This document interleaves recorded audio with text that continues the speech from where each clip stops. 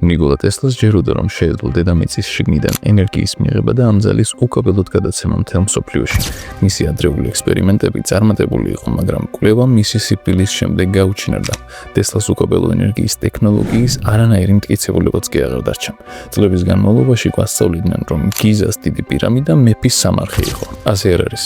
მას სხვა დანიშნულება ჰქონდა. ტესლას არ გამოუგონებია უკაბილო ენერგია. ის უკვე აქ 5000 წელი არსებობს, თუ მეტი არა. მაშინ საინტერესოა რატომ აშენდა პირამიდები. მეინსტრიმ ეგვიპტოლოგია ამბობს, რომ გიზას დიდი პირამიდა სამარხია, აშენებული ხეოფსისთვის, მეოთხე დინასტიის ეგვიპტელი ფარაონისთვის, რომელიც 4500 წლის წინ მეფობდა. მაგრამ დიდ პირამიდას არ აქვს ეგვიპტური სამარხებისთვის დამახასიათებელი ნიშნები. დიდ პირამიდაში არ არის არტეფაქტები, არ არის იეროგლიფები და არ არის დიდრულად მოხატული კედლები. ზოგი მეცნიერი ამბობს, რომ მეფის პალატაში ნაპოვნ გრანიტის სარკოფაგში ოდესღაც ხეოფსის მუმია იდო, მაგრამ არ არსებობს მტკიცებულება, რომ იქ ოდესმე მუმია ყოფილა. მედიც არც ერთ პირამიდაში არ არის ნაპოვნი მუმია. ძველი ეგვიპტელები თავიანთ ფარაონებს ღმერთებად მიიჩნევდნენ. დიდი პირამიდა უცნაური ნაგებობაა ღმერთისთვის. პატარა პალატები, ვიწრო შახტები, საერთოდ არანაირი ნიშნები იმისა, რომ ღმერთებისთვისაა აგებული.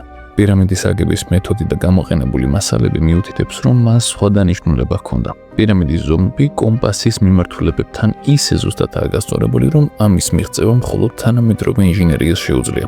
დიდი პირამიდა არის მთა, შექმნილი 2.5 მილიონი ქვის ბლოკისგან, რომლებიც ჯამში 6 მილიონ ტონას იწონის და 156,000 მეტრის სიმაღლეზეა აღმართული. მისი ფუძე კი 50000 კვადრატულ მეტრზე მეტ ფართობს მოიცავს. ამ კონსტრუქციის ნამდვილი ჩრდილოეთის მიმართულებით 1.15 გრადუსის სიზუსტით გასწორება წარმოუდგენელი სიზუსტეა. დიდი პირამიდის ფუძე გასწორებულია 3/4 დუიმის ფარგლებში. თანამედროვე ნაგებობებში ამის გაკეთება მხოლოდ ლაზერების გამოყენებით არის შესაძლებელი. მიუხედავად იმისა, რომ პირამიდის თითოეული მხარე 230 მეტრზე მეტია და შედგება 2-დან 40 ტონამდე ტონის ქვის ბლოკებისგან, თითოეული მხარე ერთმანეთისგან მხოლოდ 2 დუიმამდე განსხვავდება. ეს 99.98%-იანი სიზუსტეა. საინტერესო ფაქტია, პირამიდას 4 კი არა 8 მხარე აქვს. თითოეული მხარე ოდნავ ჩაზნექილია, რაც მხოლოდ ზემოდან ან მაშინ ჩანს, როცა პირამიდა ბუნიობის დროს ჭრილებს იკეთებს. და დიახ, ეს კუთხეების იდეალურია. გამოიწერე არხი. ვინც პირამიდები აშენა, როგორღაც იცოდა დედამიწის ზომა. თუ პირამიდის სიმაღლეს გამრავლებ 53200-ზე, მიიღებ 3,928,685 მილს, რაც პლანეტის პოლარულ რადიუსს მხოლოდ 11 მილით ჩამორჩება. ეს 99.7%-იანი სიზუსტეა. თუ პირამიდის ფუძის პერიმეტრს გამრავლებ 43200-ზე, მიიღებ 24734 მილს. ეს არის დედამიწის კვადრატული გარშემოწერილობა 99.3%-იანი სიზუსტით. ვიცით, რომ ძველ ხალხს ბუნიობები აინტერესებდათ, როცა დღე და ღამე თანაბარი ხანგრძლივობისაა. ბუნიობის დღეს დღე-ღამის ხანგრძლივობა 43200 წამია. სკეპტიკოსები იტყვიან, რომ ეს კავშირი რიცხვ 43200-სა და დედამიწის ზონას შორის ხელოვნურადაა შექმნილი. ამბობენ, რომ პლანეტა სხვადასხვა ადგილას სხვადასხვა ზომისაა, ამიტომ ეს უბრალოდ დამხვევა არა. დიდი პირამიდის უმეტესობა აგებულია ნომოლიტური კირქვით, იმ მოწითალო მოყავისფრო ბლოკებით, რომლებსაც დღეს ვხედავთ. ეს მასალა ახლოს მოიპოვება და უხვადაა, მაგრამ პირამიდის მშენებლებმა ასევე გამოიყენეს უჩვეულო მასალები, რომლებიც ადგილობრივად არ მოიპოვება. პირამიდის გარე ნაწილი ოდესღაც დაფარული იყო თეთრი ბრიალა კირქვის საფარით.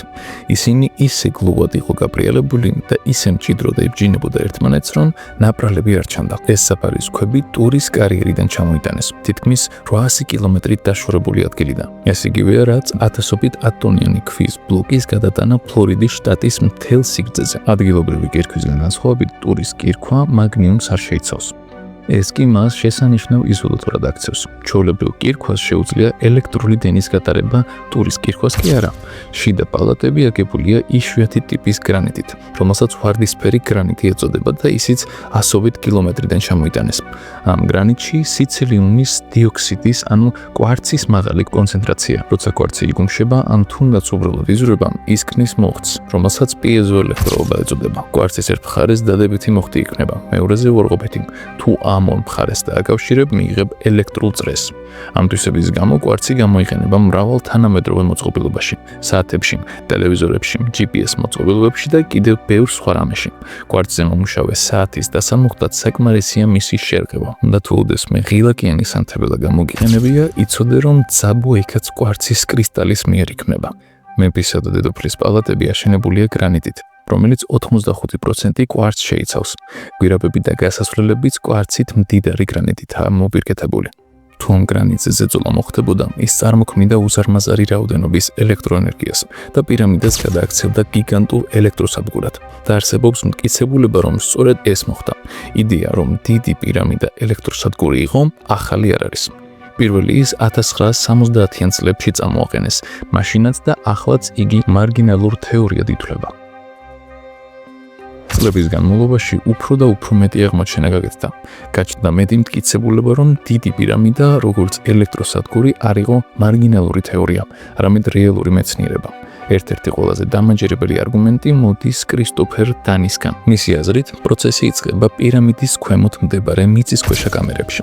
იქ წყლის ფენებია. როდესაც წყალი მოძრაობას იწყებს, მიწისქვეშა ხრუებში წარმოიქმნება ბგერითი ტალღები. ამ ტალღების სიხშირე რეზონანსში მოდის დედამიწის ბუნებრივ ვიბრაციასთან. როცა პირამიდაში არსებული ტალღები ზემოთ მიიწევს, ხდება მათი გაძლიერება, ფოკუსირება და ენერგიად გარდაქმნა. დედოფლის პალატა გამოიყენებოდა ქიმიური რეაქციისთვის, რომელიც წყალბად წარმოქმნიდა. და ამის სერიოზული მტკიცებულებები არსებობს. ორი შიდა შახტი მიდის დედოფლის პალატამდე. ჩრდილოეთის შახტში აღმოჩენილია მარილმჟავის კვალი, სამხრეთში კი ჰიდრატირებული თუთიის ქლორიდის. ამ ორი ქიმიკატის შერწყმა იწვევს ძლიერ რეაქციას, რომელიც ბევრ წყალბადს წარმოქმნის. ეს წყალბადის გაზი დედოფლის პალატიდან ჰორიზონტალური გასასვლელით დიდ გალერეაში მიედინებოდა. დიდი გალერეაც გრანიტისგანაა აგებული. როდესაც წყალბადის გაზი გროვდება, წნევა გრანიტს კუმშავს და ელექტროენერგიას წარმოქმნის. ეს ელექტროენერგია ასევე იონიზებს ჰაერს და ზრდიის გამტარობას. დიდ გალერეაში, სადაც 27-ან 28 წყვილი რეზონატორი იყო, რომლებიც ვიბრირებდნენ და ხმას გამოსცემდნენ. წყალბადის ატომები ბგერით ტალღებთან თანხვედრაში ტალღებად ორგანიზდებოდნენ. ეს ბგერები ქვას კიდევ უფრო აღიზიანებდა და კიდევ მეტ ელექტროენერგიას ქმნიდა. აკუსტიკურმა ინჟინერებმა დაადგინეს, რომ გალერეა 440 ჰერცზე რეზონირებს და ბუნებრივად ფა დიეზის აკორდს გამოსცემს. 440 ჰერცი და ფა დიეზი ბევრ მისტიკურ იდეასთან არის დაკავშირებული, მაგრამ მიზეზიც არსებობს.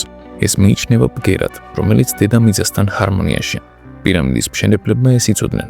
გალერეის ზედა ნაწილში არის პატარა შახტი, რომელიც მეფის პალატამდე მიდის. მისი ზომა 8.4 დუიმზეა. ეს იდეალური ზომაა, რომ წყალბადის მიკროტალღებმა მეფის პალატაში შეაღწიონ, რომელიც ასევე 440 ჰერცზე და ფა დიეზზე რეზონირებს.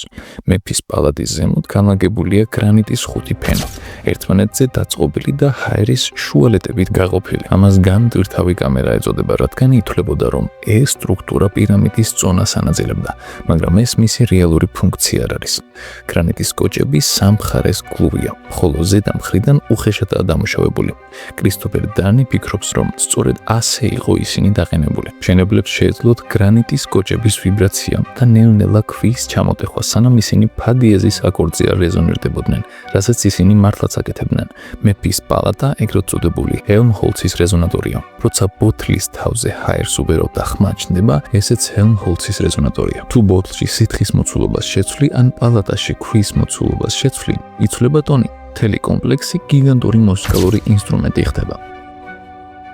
ზოგი სკეპტიკოსი უხალისოდ თანხმდება, რომ დიდ პირამიდას მუსიკალური თვისებები აქვს, მაგრამ იმისთვის, რომ პირამიდა ელექტროსადგურად აღიარონ, მათ სჭირდებათ მტკიცებულება, რომ გიგანტური ქვის პირამიდა რეაგირებს ელექტრომაგნიტურ ენერგიაზე.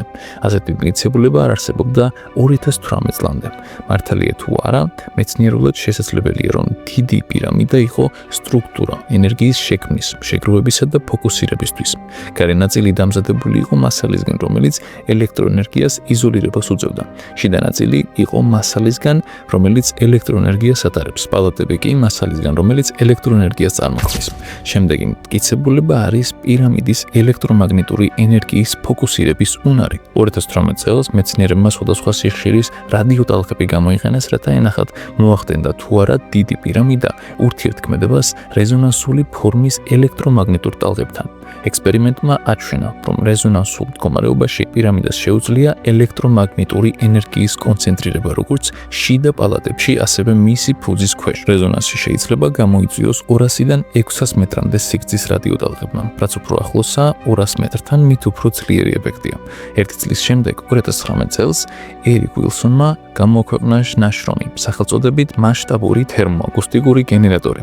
ნაშრომში აღწერილია, რომ როცა გრანიტი და სხვა ქანები ძლიერ ვიბრირებენ, ელექტრონები ქანებში გადაადგილდებიან და ზედაპირზე ამოდიან. მეცნიერებისა და მუსიკის შერწყმით პირამიდის მშენებლებმა შექმნეს ენერგიის გენერირების მანქანა, რომელიც დედამიწის ბუნებრივ ჰარმონიაზე იყო მორგებული. ვიბრაციაზე, რომელიც ძირითადად მთვარის გრავიტაციით წარმოქმნილი ტალღური ენერგიიდან მოდის. ათასობით წლის წინ შექმნილ ამ ტექნოლოგიას შეეძლო უსასრულო სუფთა ენერგიის გენერირება, მაგრამ როგორ გამოიტანდნენ ამ ენერგიას? ეს ისევ ტესლასთან გობნებს. მისი უორდენკლიფის კოშკი აშენებული იყო წყლის დონის მაღლა, სპილენძისა და რკინის ღეროებით, რომლებიც წყალში ჩადიოდა. როდესაც ელექტროენერგია კოშკში იზამნებოდა, მისი მიზანი იყო ატმოსფეროს მეშვეობით მთელ მსოფლიოში გადაცემა. პირამიდაც წყლის ფენაზეა აგებული და იქ ახლახან აღმოაჩინეს სპილენძის მილები და რკინის ღეროები. თუ ზედაქვა ოქროსგან იყო დამზადებული, პირამიდის შიგნით კონცენტრირებული ენერგია ზემოთ მიიწევდა და ატმოსფეროში გადაიცემოდა. ტესლას უკაბელო ენერგიის განაწილების სისტემა დედამიწას რეზონანსად იყენებდა, ისევე როგორც დიდი პირამიდა. და პირამიდის მსგავსად ტესლას კოშკში მიერ წარმოქმნილი ენერგიაც იქნებოდა უსასრულო სუფთა და პრაქტიკულად უფასო მთელი პლანეტისთვის. მაგრამ ტესლას კოშკი გარეძალებმა განადგურეს. არსებობს მტკიცებულება, რომ დიდი პირამიდა შიგნიდან განადგურდა. 1900 წელს ნიკოლა ტესლამ J.P. მორგანი დარწმუნა დაეფინანსებინა პროექტი უკაბელო საკომუნიკაციო სისტემის შესაქმნელად. დაფინანსების მიღების შემდეგ ტესლამ პროექტი გააფართოვა. შეტყობინებების გადაცემის ნაცვლად ის ენერგიის გადაცემას აპირებდა. ტესლას უკვე ნაჩვენები ჰქონდა, რომ უკაბელო ენერგია მცირე მასშტაბზე მუშაობდა. მიწაზე დაყრილი ნათურები ინთებოდა, როცა ახლოს ტესლას კოჭა აქტიურდებოდა. ახლა მას უფრო დიდი ნაბიჯი ჰქონდა გადასადგმელი. მან ეს მსოფლიო მცვლელი ტექნოლოგია J.P. მორგანს აუხსნა და პროექტის დასასრულებლად დამატებითი თანხა სთხოვა. მხარდაჭერის ნაცვლად მორგანმა დაფინანსება შეუწყვიტა კონტრაქტის დარღვევის მიზეზით. J.P. მორგანი ფლობდა General Electric-ს, რომელიც უსარგებლო გახდებოდა. ის ფლობდა AT&T-საც, რომელიც ასევე მოძველდებოდა. მას ეკუთვნოდა სპილენძის მაღაროები მთელ მსოფლიოში და ქარხნები, რომლებიც კილომეტრობით სპილენძის მავთულს აწარმოებდა. ის ფლობდა ასევე რეზინის პლანტაციებსა და ქარხნებს, რომლებიც მავთულის იზოლაციას ამზადებდა. ფლობდა ფოლადის კომპანიებსა და ქარხნებს, რომლებიც ენერგოგენერატორებს აშენებდა. ფლობდა ხის ქარხნებს, რომლებიც ტელეგრაფისა და ელექტროფოძებს აშენებდა. ფლობდა ქვანახშირის მაღაროებს, რომლებიც არსებულ ელექტროსადგურებს ამარაგებდა და ფლობდა ათეულ რკინიგზას, რომლებითაც ამ რესურსებს ქვეყნის მასშტაბით გადაადგილებდა. ეს ყველაფერი საჭირო აღარ იქნებოდა, თუ ტესლა უფასო და უსასრულო უკაბელო ენერგიას შექმნიდა. რამდენიმე წლის განმავლობაში ტესლა თითქმის ყოველ თვეს წერდა მორგანს და სთხოვდა გადაეფიქრებინა. მორგანი არ დათანხმდა. ამის ნაცვლად მან ტესლას კონკურენტები ედისონი და მარკონი დააფინანსა, რომლებიც ტესლას გამოგონებებს აუმჯობესებდნენ და ამით მდიდრდებოდნენ.